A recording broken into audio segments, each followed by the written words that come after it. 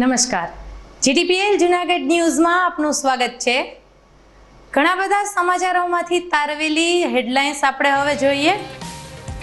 સુરતના ચકચારી ગ્રીષ્મ હત્યાકાંડના આરોપી ફેનિલને ફાંસીની સજા સંભળાવતી સુરત કોર્ટ। સરખેજ આશ્રમની સંપત્તિમાં સ્ત્રી પાત્રનો હાથ, હરિહરાનંદ બાપુનું સ્ફોટક નિવેદન। લોકોને ગરમીથી રાહત મળે તે માટે છાશ અને શરબતનું વિતરણ। ગણેશ ચતુર્થી નિમિત્તે બ્રહ્મ મહિલા મંડળ દ્વારા લાડુ બનાવવાની યોજાઈ સ્પર્ધા। સમાચાર વિગતવાર જોતા પહેલા લઈએ એક નાનકડો વિરામ।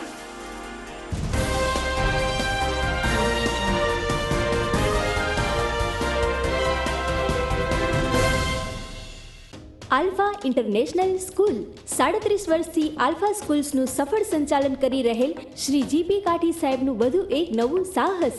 જૂન 2016 થી શરૂ કરેલ છે અંગ્રેજી અને ગુજરાતી માધ્યમની આલ્ફા ઇન્ટરનેશનલ સ્કૂલ। અંગ્રેજી માધ્યમમાં પ્રી પ્રાઇમરી અને ધોરણ 1 થી 10 માં પ્રવેશ આપવામાં આવશે। ગુજરાતી માધ્યમમાં એલકેજી, એચકેજી અને ધોરણ 1 થી 10 માં પ્રવેશ આપવામાં આવશે। જૂન 2017 થી ધોરણ 10 થી 12 શરૂ કરેલ છે। વિદ્યાર્થીઓ માટે વિશાળ પ્લેગ્રાઉન્ડ, સ્માર્ટ ક્લાસ અને કોમ્પ્યુટર લેબની સગવડ સાથે। શું આપ આપના બાળકના શિક્ષણ અને સંસ્કાર માટે ચિંતામાં છો? તો વિદ્યા, સદવિદ્યા અને બ્રહ્મ વિદ્યાના સમન્વય સાથે શ્રી સ્વામિનારાયણ વિદ્યાપીઠ ફરેણી લાવી રહ્યું છે શિક્ષણની નવી દુનિયા કે જ્યાં સીબીએસઈ અંગ્રેજી માધ્યમ ધોરણ 1 થી 12 સાયન્સ અને કોમર્સ તેમજ ગુજરાતી માધ્યમ ધોરણ 6 થી 12 સાયન્સ અને કોમર્સ। જિલ્લો રાજકોટ, તાલુકો ધોરાજી, જ્યાં છે શિક્ષણની અદ્યતન સુવિધા સાથે આઉટડોર ગેમ્સ તેમજ ઇન્ડોર ગેમ્સ તેમજ અદ્યતન સ્વિમિંગ પુલ સાથે ઉત્તમ ક્વોલિટીનું શિક્ષણ આપતી સંસ્થા અને સ્વાદિષ્ટ ભોજન સાથે અદ્યતન એસી હોસ્ટેલ। ભાઈઓ તથા બહેનો માટે એસી સ્કૂલ બસ વ્યવસ્થા। તો વાર ન લગાડો, આજે જ આપના બાળકના ભવિષ્યની ચિંતા અમને સોંપી દો। એક મુલાકાતમાં કરો નિર્ણય અને આપના બાળકને વિશાળ અને અનેરી દુનિયા આપો શ્રી સ્વામિનારાયણ વિદ્યાપીઠ ફરેણીના સથવારે। જય શ્રી સ્વામિનારાયણ।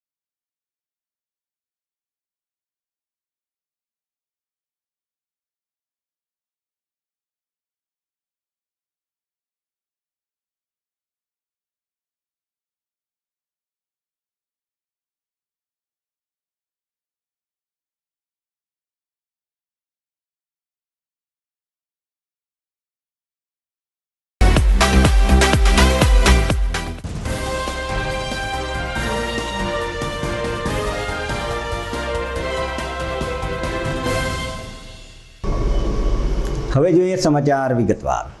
સુરતની બહુચર્ચિત હત્યા કેસની વિગતવાર સિલસિલાબંધ વિગત જોઈએ તો ગ્રીષ્મા વેકરિયા હત્યા કેસમાં આરોપી ફેનિલ ગોયાણીને ફાંસીની સજાનો હુકમ કરવામાં આવ્યો છે. સુરતના પાસોદરમાં 12મી ફેબ્રુઆરીએ ફેનિલ ગોયાણીએ સરા જાહેર હત્યા કરી હતી. હત્યા કેસમાં બુધવારે સુરત કોર્ટના જજ વિમલ વ્યાસે આરોપીને ફાંસીની સજા ફટકારી હતી. બુધવારે દોષી ઠરાવ્યા બાદ સજાના મુદ્દે બંને પક્ષની દલીલ સાંભળી મુખ્ય જિલ્લા સેશન જજ વિમલ વ્યાસે આરોપી વિરુદ્ધ રેર ઓફ ધ રેર શ્રેણીમાં આ કેસ પડતો હોવાથી સરકાર પક્ષની દલીલ સાથે સહમત થઈ ગ્રીષ્માના હત્યારા ફેનિલને મૃત્યુદંડની સજા, 5,000નો દંડ અને દંડ ન ભરે તો વધુ 1 વર્ષની કેદની સજા ફટકારતો ચુકાદો આપ્યો હતો. જ્યારે ભોગ બનનારના પરિવારના ઇજાગ્રસ્તોને કોર્ટે વિક્ટીમ ઓફ પેન્શન સ્કીમ હેઠળ 7 લાખનું વળતર ચૂકવવા ભલામણ કરી હતી. ગ્રીષ્માને ન્યાય મળ્યાની લાગણી સાથે પરિવારજનો કોર્ટ રૂમમાં જ રડી પડ્યા હતા. ફેનિલને ફાંસીની સજા કરતા પહેલાં જજ વિમલ વ્યાસે મનુસ્મૃતિના એક શ્લોકનું ઉચ્ચારણ કર્યું હતું. ગ્રીષ્માના હત્યારાને સજાએ મોત ફટકારતા અદાલતે કહ્યું હતું કે યુવાનો વેબ સિરીઝ જુએ છે તેમાં હિંસાત્મક અને બીભત્સ ફિલ્મો ચાલે છે જે માનસિકતાને અસર કરે છે. ફાંસીની સજા પામેલા ફેનિલ ગોયાણીના ચહેરા ઉપર કોર્ટ પરિસરમાં કોઈ જાતની અસર કે અફસોસ જોવા મળ્યો ન હતો. તેમ છતાં પણ આરોપીને કોઈ પસ્તાવો થયો નથી અને બલકે ત્યાં ઊભો રહી અને કંઈક ખાતો તો તે બાબત પણ નામદાર કોર્ટે નોંધી છે. નામદાર કોર્ટે એ પણ નોંધ્યું છે કે કોર્ટે જાતે ઓબ્ઝર્વ કર્યું છે કે આ બનાવ પછી આરોપીને કોઈ પસ્તાવો નથી. એટલું જ નહીં, નામદાર કોર્ટમાં ટ્રાયલ ચાલતી હતી, ટ્રાયલ દરમિયાન પણ આરોપીને કોઈ પસ્તાવો નથી, બલકે એ આરોપીના સ્થાનમાં એના ડોકમાં જ્યારે એને બેસાડવામાં આવેલો ત્યારે એ ઘડી માથામાં આવી રીતે હાથ ફેરવીને જાણે કંઈક મોટું સારું કામ કર્યું હોય તેવું બતાવતો હતો. આરોપીએ નામદાર કોર્ટે આરોપીની એ વર્તણૂક પણ નોંધી અને એ પણ આજે ખુલ્લી અદાલતમાં જણાવ્યું. એટલે આ એક ખૂબ સારો અને આવકારદાયક ચુકાદો છે. આ ઉપરાંત નામદાર કોર્ટે પોતાના ચુકાદામાં યુવા પેઢી માટે પણ કેટલોક સંદેશો આપ્યો છે કે આજની યુવા પેઢી જે મોબાઈલમાં રચ્યા પચ્યા રહે છે, નેટ હિંસક સિરીઝો જોઈ છે, એટલે યુવાધન બરબાદ ન થાય તેની પણ નામદાર કોર્ટે પોતાના ચુકાદામાં નોંધ કરી છે. એટલે આ ખૂબ ઐતિહાસિક ચુકાદો છે. લગભગ 500થી વધારે પાનાનો ચુકાદો છે.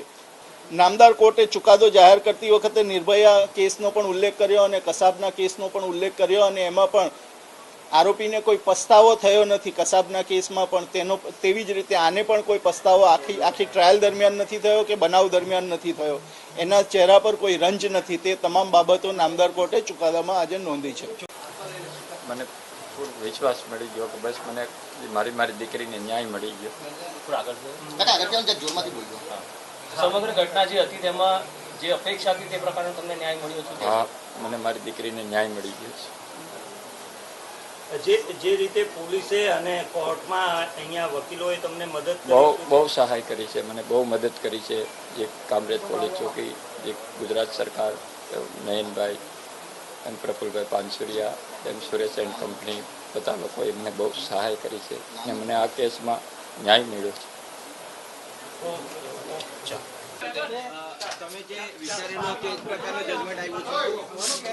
હા, અમને સંતોષ છે. અમને આ ન્યાયથી આજે અમારી ગ્રીષ્માને ન્યાય મળ્યો એનાથી અમને આજે સંતોષ છે.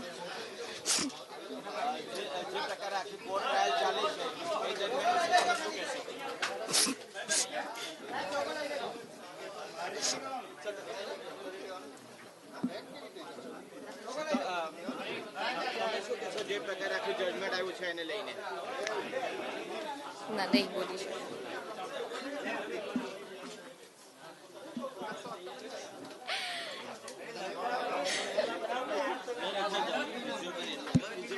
બેન, જે રીતે ન્યાય મળ્યો છે શું કહેશો?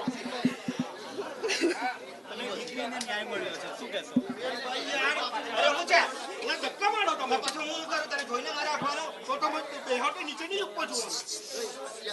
આપની દીકરીને ન્યાય મળ્યો છે શું કહેશો? હું કાંઈ નહીં બોલી શકું.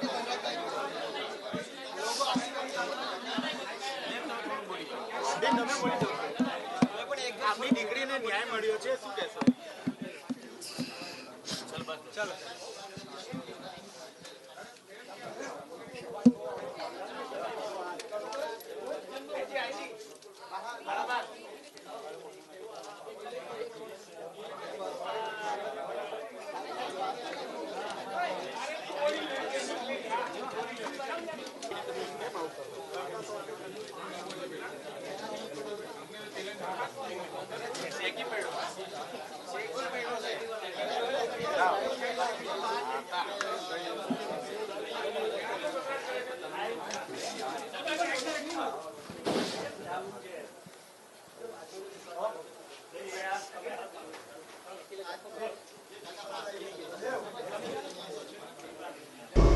રેર ઓફ ધ રેર ઘટના બનેલી સુરતની આ ચકચારી ઘટના અંગે રાજ્યના ગૃહમંત્રી હર્ષ સંઘવી તથા રેન્જ આઈજીએ પણ પોતાના અભિપ્રાયો વ્યક્ત કર્યા હતા. આજે વહાલી ગ્રીષ્માને શ્રદ્ધાંજલિ આપું છું. ગ્રીષ્માના પરિવારને આપેલું વચન આજે પૂર્ણ થયું છે. ગ્રીષ્માના હત્યારાને કોર્ટે ફાંસીની સજા સંભળાવી છે. સુરતના ગ્રીષ્મા કેસમાં ખાસ કરીને ગુજરાતના લોકપ્રિય મુખ્યમંત્રી શ્રી ભૂપેન્દ્રભાઈ પટેલની નેતૃત્વવાળી અમારી સરકાર જે કહે છે અને જે વચન આપે છે તે પૂર્ણ બી કરે જ છે. માતા, બહેનો, દીકરીઓ આ તમામ માટે ગુજરાત એ દેશમાં સૌથી સુરક્ષિત રાજ્ય તરીકે ઓળખાય છે અને એ આપણું રાજ્ય ભવિષ્યની અંદર બી આ જ પ્રકારે નંબર 1 સુરક્ષિત રહે એ જ અમારો નિર્ધાર છે. ગ્રીષ્માના માતા પિતાને જે દિવસે ગ્રીષ્માનું મર્ડર થયેલું એ દિવસે તરત જ એમના પરિવારને મળવાનું થયેલું અને એ દિવસે મેં એક વચન આપેલું. તાત્કાલિક પોલીસ ત્યાં પહોંચીને આગળની કાર્યવાહી કરવામાં આવેલ હતા. 15 તારીખે અક્યુઝને કાયદેસર અરેસ્ટ કરવામાં આવેલ અને 21 તારીખ ચાર્જશીટ કરવામાં આવેલ છે. આ ચાર્જશીટ લગભગ 2500 પેજ હતા, જેમાં 190 વિટનેસીસ, તે પૈકી 27 આઈ વિટનેસીસ હતા. એ ઉપરાંત લગભગ 190 ડોક્યુમેન્ટરી એવિડન્સ, લગભગ 68 આર્ટિકલ્સ, એ તમામ વિધિન 4 વર્કિંગ ડેઝ 14 તારીખ 15 તારીખ से 19 तारीख तक ये तमाम एकत्रित કરવામાં આવેલ હતા અને 21 તારીખ ચાર્જશીટ કરવામાં આવેલ. આ બહુ ડિટેલ ઇન્વેસ્ટિગેશન કરવામાં આવેલ. સમસ્યાને ગંભીરતાને ધ્યાને લઈ 13 તારીખ અમે લોકો એક સ્પેશિયલ ઇન્વેસ્ટિગેશન ટીમ બનાવવામાં આવેલ, જેમાં ડાંગ જિલ્લાના એસપી જે તે સમયે ત્યાં સુરતના ચાર્જમાં હતા તેઓના આગેવાની હેઠળ ડીવાયએસપી વાના તથા અન્ય પીઆઈ પીએસઆઈ તમામ મળીને આ ઇન્વેસ્ટિગેશન 4 વર્કિંગ ડેઝમાં આ તમામ પુરાવા એકત્રિત કરવામાં આવેલા હતા. તે પૈકી મહત્વના પુરાવો DNA fingerprint, voice spectrography, mobile forensics, એ પ્રકારના તમામ technical, documentary, oral, eye witness તમામ એવિડન્સ કલેક્ટ કરવામાં આવેલ. સમાચારનો પ્રવાહ આગળ વધારીએ તો પહેલા લઈશું એક નાનકડો વિરામ.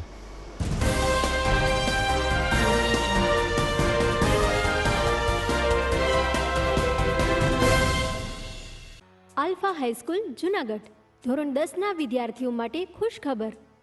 જૂન 2022થી 11 કોમર્સમાં પ્રવેશ અંગે જાહેરાત. આલ્ફા હાઈસ્કૂલમાં છેલ્લા 10 વર્ષથી તપસ્વી ક્લાસીસના સંચાલક ભાવેશભાઈ ત્રિવેદી અને બીરેનભાઈ સોરિયાની અનુભવી અને ક્વોલિફાઈડ ટીમ દ્વારા ધોરણ 11 અને 12 કોમર્સનું શિક્ષણ આપવામાં આવે છે.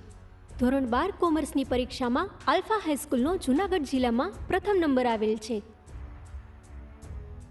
આ રહ્યું આલ્ફા હાઈસ્કૂલનું ધોરણ 12 કોમર્સનું રિઝલ્ટ.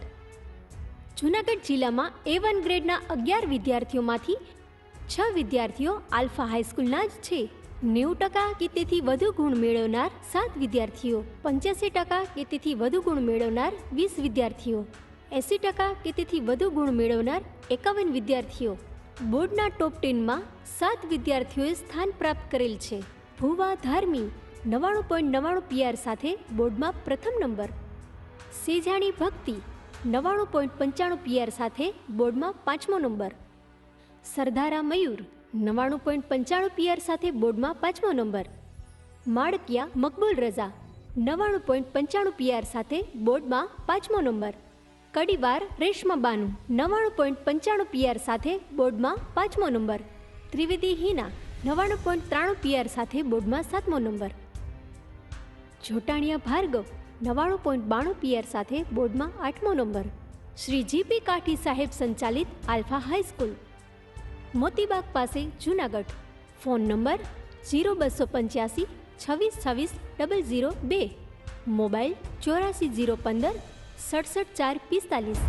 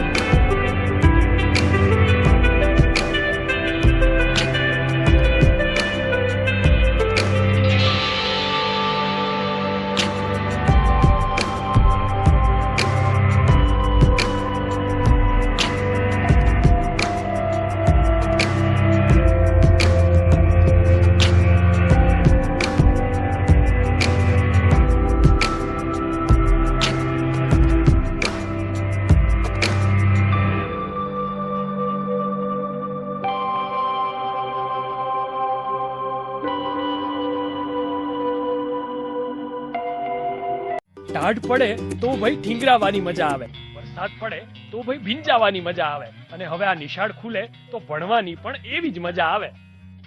ત્રિકોણના ત્રણેય ખૂણા સરખા, શાળા, શિક્ષક અને વિદ્યાર્થી. ખાલી બારણું છે હો, ખોલો અને જુઓ તો ભરાડ સ્કૂલના ટાબરિયાઓનો કલશોલ.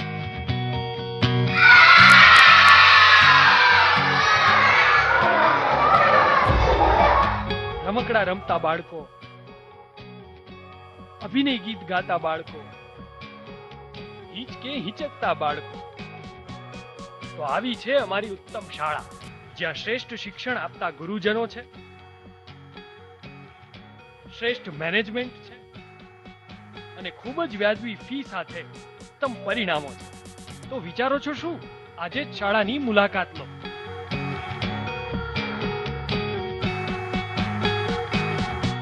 શું તમારા બાળકનું શિક્ષણ ફક્ત પુસ્તક પૂરતું જ સીમિત છે? શું તમારા બાળકમાં સર્જનાત્મક શિક્ષણની ઉણપ વર્તાઈ રહી છે? જો હા, તો પ્રેમાનંદ સ્કૂલની એક વખત મુલાકાત લેવા જેવી છે. અહીં છે સંસ્કાર, શિક્ષણ અને સર્જનાત્મકતાનો ત્રિવેણી સંગમ. કેજી અને પ્રાઇમરીમાં ભૂલકાઓના માનસ પટલને પરખી પ્રશિક્ષિત કરતી અમારી પ્લેફુલ લર્નિંગ ટેકનિક જીવનલક્ષી ઘડતરના પાયાને મજબૂત કરે છે.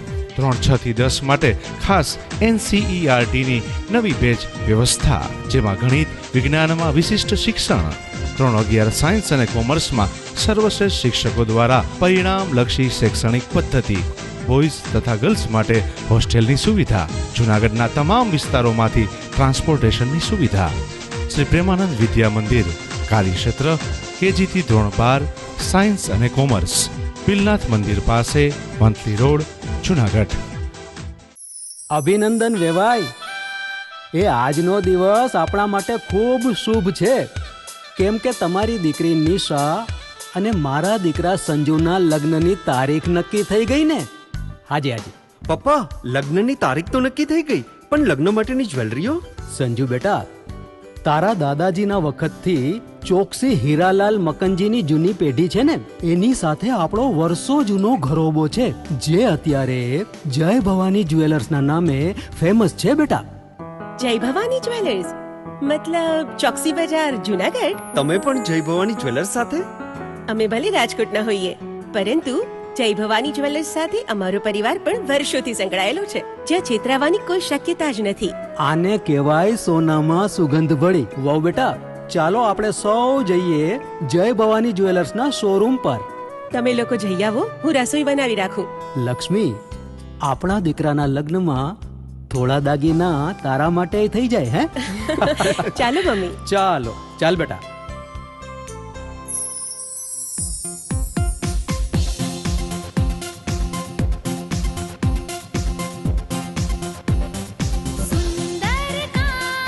વ્યાજબી દામ, એક જ નામ, જય ભવાની જ્વેલર્સ. તહેવાર વ્યવહાર, બંગડી વીટી હાર, ડિઝાઇન અપાર, જય ભવાની જ્વેલર્સ, જય ભવાની જ્વેલર્સ. એક્સક્લુઝિવ દાગીના ખરીદવા માટે વિશ્વાસપાત્ર એક જ નામ, જય ભવાની જ્વેલર્સ, ચોકસી બજાર, જૂનાગઢ.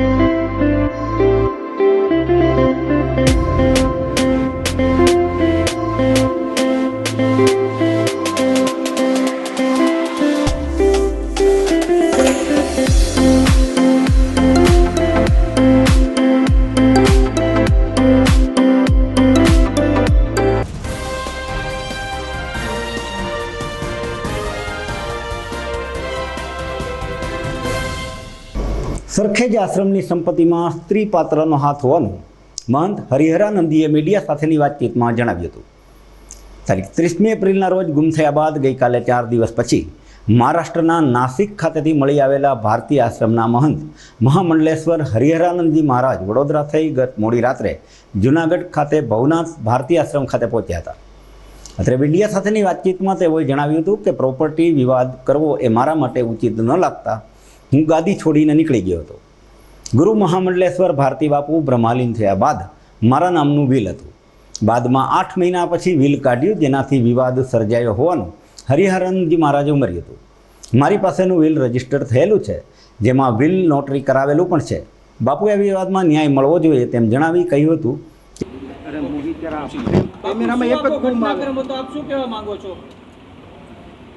બસ હું તો બીજું કાંઈ કહેવા માગતો નથી. પ્રોપર્ટી માટે વિવાદો કરવા મારે માટે ઉચિત નહોતું લાગતું, એટલા માટે હું આ બધું છોડીને નીકળી ગયો હતો. પરંતુ મને સેવકો અને તંત્ર દ્વારા પાછું સરકારી તંત્ર દ્વારા લાવવામાં આવ્યું. ઠીક છે, મારું પ્રારંભ જશે એ રીતે થાય. જે પ્રોપર્ટી માટેની જે વાત છે બાપુ, એ શું હતી આખી હકીકતની વાત કરો ને. બસ આ જાણે જ છે. ભારતી બાપુ બ્રહ્મલીન થયા પછી જે મારા નામનો વિલ હતો, તો સામે બીજો 8 મહિના પછી ફ્રોડ વિલ કાઢ્યો અને ફ્રોડ વિલ કરી અને ત્યાં સરખેજમાં ઘણા વિવાદો થયા. બાપુ પણ જે સરખેજ આશ્રમમાંથી એવું નિવેદન આપે છે કે આ બધી વાત ખોટી છે, આવું કાંઈ છે ને એવું કહેવામાં આવે છે, ખોટા વિલ બનાવવામાં આવે. હા, એ એવું કહે છે કે ભાઈ વડીલ સંત છે ને વડીલ સંતનું આ વાત છે એવું કહેવામાં આવે છે. ના ના, બાપુએ કોઈ વિલ બનાવ્યો નથી. બાપુ અને આ નોટરીટાઇઝ વિલ છે, ઓલો વિલ ઓરિજિનલ વિલ બનેલ છે, છતાંય જે રીતે કે તેમાં રજિસ્ટર સમક્ષ વિલ થયેલું એવું બતાવે છે લોકો. હા, તો શું ખરેખર હકીકત શું છે? રજિસ્ટર વિલ મારી પાસે છે, રજિસ્ટર વિલ છે ત્યાં છે, એ નોટરીરાઇઝ છે. હવે શું કહેશો? હવે શું માંગ છે? આમાં શું થવું જોઈએ તમારી દ્રષ્ટિએ? જે ખરેખર ન્યાય હોય એ થવું જોઈએ. બાપનો વારસદાર દીકરો થાય, ગુરુનો વારસદાર શિષ્ય થાય, શિષ્ય પછી એનો શિષ્ય ગાદી આવે. ઋષિ ભારતી મારો શિષ્ય તરીકે આવ્યા હતા. ભારતી બાપુના શિષ્ય નથી. ભારતી બાપુના શિષ્ય કોઈ નથી. જેટલા કલ્યાણાનંદ ભારતી ભારતી બાપુના શિષ્ય છે, પૂર્ણાનંદ ભારતી ભારતી બાપુના શિષ્ય છે, હરિહરાનંદ ભારતી હું ભારતી બાપુના શિષ્ય. કલ્યાણાનંદ ભારતીની તબિયત નાદુરસ્ત હોવાને કારણે 2019માં બાપુએ વિલ ફેરવી અને વિલ અમારા નામનું બનાવ્યું. બાપુ હવે આખો આ જે મામલો છે એમાં જે સનાતન ધર્મના વડીલ સંતોએ આગળ આવવું જોઈએ, શું માનો છો તમે? વડીલ સંતોએ આગળ આવવું જોઈએ. વડીલ સંતો આગળ પ્રશ્ન પણ મૂકેલ છે અને થશે. બાપુ કોના દ્વારા એવું તો અવારનવાર. જ્યારે આશ્રમના વિવાદ અંગે બીજા પહેલુની વાત કરીએ તો સરખેજ ભારતી આશ્રમ ખાતે ઋષિ ભારતી બાપુએ પણ કેટલીક સ્પષ્ટતાઓ કરી છે. હરિહરાનંદ બાપુ નાસિકથી નજીકથી મળી આવ્યા બાદ તેઓએ ખુશી વ્યક્ત કરી હતી અને પોલીસને અભિનંદન પાઠવતા ઋષિ ભારતી બાપુએ જણાવ્યું હતું કે હાલ આશ્રમ ટ્રસ્ટ સંપત્તિ છે, એનો વિવાદ કોર્ટમાં ચાલે છે. કોર્ટ જે આદેશ આપશે તે શિરોમાન્ય રહેશે. જોકે કોર્ટે મને આશ્રમ છોડવાનું કહેશે તો હું આશ્રમ પણ છોડી દઈશ, તેમ ઋષિ ભારતી બાપુએ પોતાની પ્રતિક્રિયામાં જણાવ્યું હતું. મેં સવારે પણ કીધું હતું કે પૂજ્ય હરિહરાનંદ ભારતી બાપુ આવી ગયા એ ખુશી છે અને એમાં ન્યાયતંત્રને ધન્યવાદ દેવા જોઈએ. અને આજે આવીને પૂજ્ય હરિહરાનંદ ભારતી બાપુએ જે નિવેદન આપ્યું છે તો મેં સવારે કીધું હતું કે જે સત્ય હશે એની જીત થશે અને કોર્ટમાં મેટર ચાલી રહી છે, એ જે નિર્ણય આવશે એ ફાઇનલ ગણાશે. અને ભારતીય આશ્રમ સરખેજને જ વિવાદનું ઇસ્યુ શા માટે બનાવવામાં આવે છે? મારા મનમાં જે શંકા થઈ રહી છે, કેમ જુનાગઢ ભારતીય આશ્રમમાં વિવાદ નથી, કેમ ગોરા નર્મદાના આશ્રમમાં કોઈ વિવાદ નથી, કેમ ભાડવાક્યા અમરેલીના આશ્રમમાં વિવાદ નથી? માત્ર ને માત્ર ઋષિ ભારતી જ્યાં બેઠા છે એ આશ્રમે શા માટે ઇસ્યુ બનાવવામાં આવી રહ્યો છે? અને આ આશ્રમ છે એ ટ્રસ્ટની પ્રોપર્ટી છે. મેં કોઈ દેવો દાવો નથી કર્યો કે હું આ આશ્રમનો માલિક છું કે મારે આ પ્રોપર્ટી હડપી લેવી છે, એવું મેં કોઈ દી કીધું પણ નથી. જૂના અખાડામાં શ્રી મહંત છે, મહામંડલેશ્વર છે. કોઈ દેવી શક્તિને તમે અપમાનિત કરો એ સાધુ માટે શોભાસ્પદ નથી. આપણા શાસ્ત્રો એવું કહે છે કે યત્ર નાર્યસ્સુ પૂજ્યંતે રમંતે તત્ર દેવતા. નારી શક્તિને તમે અપમાન કરો, એને વારે વારે માનસિક ટોર્ચિંગ કરો અથવા એનું શોષણ કરો તે યોગ્ય નથી. હરિહરાનંદ ભારતી બાપુ જે મહિલાની વાત કરે છે એક પૂજનીય દેવી શક્તિ છે, મારા માટે આદર્શ છે અને વિશેષ તો એ જ બતાવશે. મારે વિશેષ વાત નથી કરવી કારણ કે ભારતી બાપુએ પણ લેખિતમાં એને જવાબદારી સોંપેલી છે. કોઈ ક્ષત્રિયની દીકરી હોય અને મા બાપ છોડી નાનપણમાંથી ભક્તિ કરતા હોય અને એને તમે આવા મુદ્દામાં લાવો તો શરમ નથી આવતી? આ વિસ્તારમાં હોય તો ન્યાય આશ્રમ ભક્તો બનાવવા તૈયાર હોય જ. હજી મહામંડલેશ્વર હરિહરાનંદ ભારતી બાપુ મારા માટે પૂજનીય છે, ગુરુ છે. તો એ જો સહમત હોય તો આપણી સંમતિ હોય જ તે. પરંતુ મારા અસ્તિત્વના જોખમે એ કોઈને મોરા બનાવીને મીટિંગો કરે તો એ વસ્તુ યોગ્ય નથી. સમાચારના અંતિમ ચરણમાં જઈએ તે પહેલાં લઈશું ફરીથી એક નાનકડો વિરામ.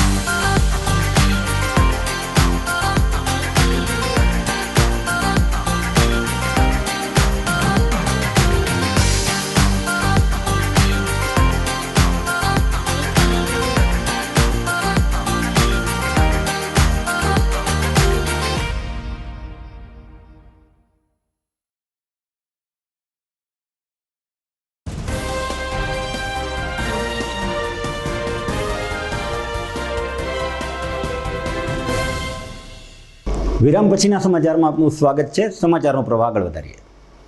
જૂનાગઢમાં ઉપલા દાતાર ખાતે મુસ્લિમ બિરાદરોએ દર્શનનો લાભ લીધો હતો. પવિત્ર રમજાન માસ પૂરો થયો છે ત્યારે ઈદના બીજા દિવસે કોમી એકતાના પ્રતીક સમાન ઉપલા દાતાર ખાતે ભાવિકોની ભીડ જામી હતી. ખાસ કરીને મુસ્લિમ બિરાદરોએ પરિવારજનો સાથે ઉપલા દાતારના દર્શનનો લાભ લઈ ધન્યતા અનુભવી હતી. આ તકે જંગિયાના મહંત ભીમ બાપુ દ્વારા મુસ્લિમ સહિત ભાવિકો માટે પ્રસાદની સુંદર વ્યવસ્થા ગોઠવવામાં આવી હતી અને સૌના કલ્યાણ માટે આશીર્વાદ પાઠવવામાં આવ્યા હતા. વાત કરીએ જૂનાગઢમાં ગરમીમાં રાહત મળે તેના પ્રયાસોની, તો લોકોને ગરમીથી રાહત માટે છાશ અને શરબતનું વિતરણ કરવામાં આવી રહ્યું છે. ગત સપ્તાહમાં સમગ્ર સૃષ્ટિ કાળજાળ ગરમીથી જ્યારે ઉબા પોકારી ગઈ હતી ત્યારે છેલ્લા 4 દિવસથી તાપમાનમાં ક્રમશઃ ઘટાડો થતાં લોકોએ રાહત અનુભવી છે. આમ છતાં જૂનાગઢ વાસીઓને ગરમીથી રક્ષણ મળી રહે તે માટે શ્યામ મહિલા મંડળ દ્વારા એક સેવા યજ્ઞ કરવામાં આવ્યો હતો. રાહતદારીઓ સહિતના લોકોને છાશ અને શરબત મળી રહે તેનું વિતરણ કેન્દ્ર શરૂ કરવામાં આવ્યું છે. કાળવા ચોક ખાતેના સેવા યજ્ઞ પ્રસંગે પ્રમુખ શ્રી મીનાબેન ધીરુભાઈ ગોહિલ, અગ્રણી મનસુખભાઈ વાજા, શાંતાબેન બેસ, સરોજબેન જોશી વગેરે ઉપસ્થિત રહ્યા હતા. છાશ અને શરબતના વિતરણના મુખ્ય દાતા પ્રમુખ મીનાબેન ગોહિલે જણાવ્યું હતું કે લોકોને ગરમીથી રક્ષણ મળી રહે તે માટેના પ્રયાસો કરવામાં આવ્યા છે. આ તકે અરુણાબેન ભાલિયા, કંચનબેન ચૌહાણ, ભાવનાબેન ચાવડા, કિશોરભાઈ ચોટલિયા અને ભરતભાઈ ભાલિયા વગેરે ઉપસ્થિત રહ્યા હતા. જૂનાગઢમાં ગણેશ ચતુર્થી નિમિત્તે લાડુ બનાવવાની સ્પર્ધા યોજાઈ હતી. જૂનાગઢ સમસ્ત બ્રહ્મ સમાજ મહિલા મંડળનો મે મહિનાનો પ્રથમ કાર્યક્રમ ગોપાલ કૃષ્ણ ટ્રસ્ટની વાડી ખાતે યોજાયો હતો. આ પ્રસંગે પરશુરામજીની જન્મજયંતિ નિમિત્તે આરતી તેમજ દુંદાળા દેવની મહાઆરતી કરવામાં આવી હતી.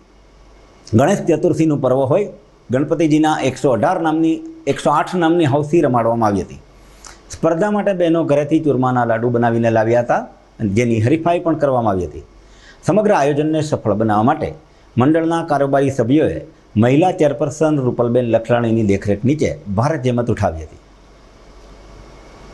વાત કરીએ જૂનાગઢમાં થયેલા 2 અપમૃત્યુની, તો જૂનાગઢના નીરવ દિલીપભાઈ પરમારનું ઇલેક્ટ્રિક શોર્ટ લાગવાથી મૃત્યુ થયું છે.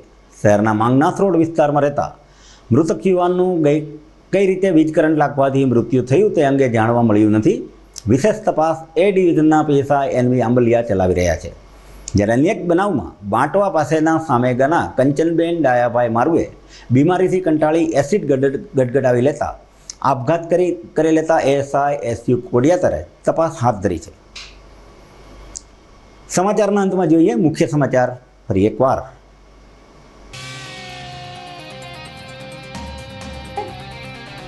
સુરતના ચકચારી ગ્રીષ્મ હત્યાકાંડના આરોપી ફેનિલને ફાંસીની સજા સંભળાવતી સુરત કોર્ટ.